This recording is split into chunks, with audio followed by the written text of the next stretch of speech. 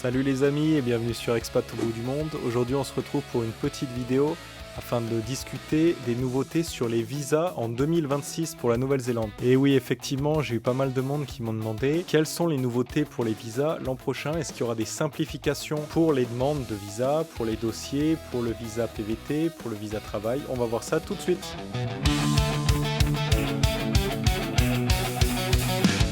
Bon, on va commencer par le visa long terme, donc le visa travail avec employeur accrédité, AEWV. Celui-là a été simplifié, donc c'est une très bonne nouvelle pour tous ceux qui veulent s'installer en Nouvelle-Zélande pour du long terme. Avant, pour l'obtenir, il fallait être bien au-delà du salaire médian national. Et bien cette année, ça change. Et oui, en 2026, plusieurs postes permettront d'obtenir ce visa en ayant le minimum légal national, ce qui simplifiera l'accréditation de ce visa. Bon, qu'est-ce que ça veut dire? En gros, il y aura plus d'offres accessibles, que ce soit dans l'hôtellerie, dans le bâtiment, l'agriculture, travailler en entrepôt, etc.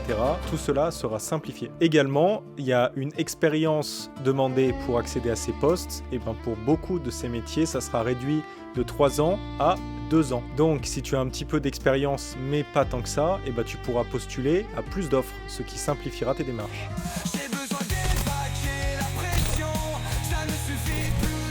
Ok, on passe au deuxième. Le deuxième, c'est le Skilled Migrant Visa. À partir de l'année prochaine, un nouveau visa sera mis en place. C'est la grande nouvelle pour ceux qui veulent s'installer à long terme. C'est l'arrivée de nouveaux chemins vers la résidence. Si tu travailles dans un métier qualifié, que ce soit ingénieur, dans l'informatique, dans la santé, dans l'énergie, etc., ou dans un métier technique, plombier, électricien, soudeur, etc., l'accès au visa résident sera un petit peu plus accessible. Donc la grande nouvelle, c'est au lieu de devoir travailler de 3 à 5 ans avant de pouvoir faire cette demande, 2 ans suffisent désormais si ton job est qualifié et que tu es payé correctement. Pour résumer, tu trouves un job qualifié, tu travailles 2 ans, tu fais ta demande de résident. Et ça, c'est énorme, ça va gagner beaucoup de temps.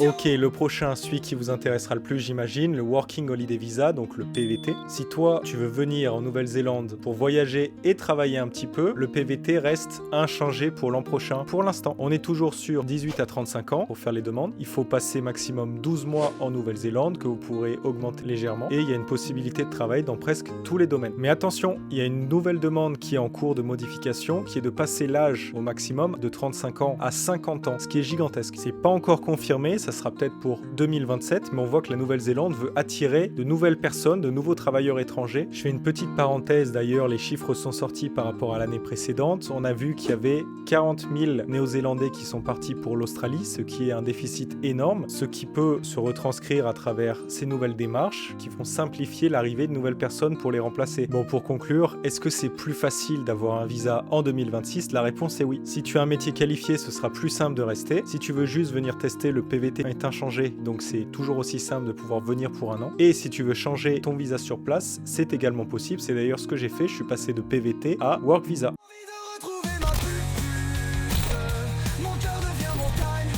D'ordre général, la Nouvelle-Zélande cherche des gens qui veulent s'intégrer, contribuer et développer le pays. Et qui sait, si tu regardes cette vidéo, ce sera peut-être toi. Si tu veux que je fasse une vidéo spécifique sur les métiers de la santé, de l'ingénierie, de l'IT, etc., ça peut se faire. N'hésite pas à me le dire dans les commentaires ou à me contacter sur Instagram. Pose-moi tes questions, je te dirai quel visa est le plus approprié pour toi. Et puis je vous dis à la prochaine, passez d'excellentes fêtes et joyeux Noël à tous. Au revoir.